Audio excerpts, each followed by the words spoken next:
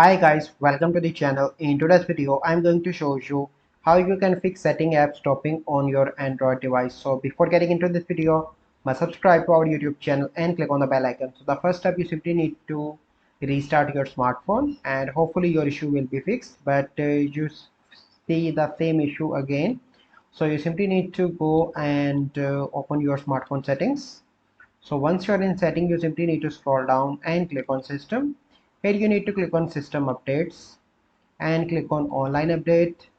So as you can see that my system is up to date, so it means that I have the latest version on my Android. But if you do not have any latest, you simply need to update your smartphone from here. You can check your device. Mostly in system you can find update option, and you need to easily update your smartphone from here, and after that your issue will be fixed. So I hope you find this video helpful. If you find this video helpful, must like this video, subscribe to our YouTube channel for future videos. We'll see you in the next video. Thank you. Have a good day.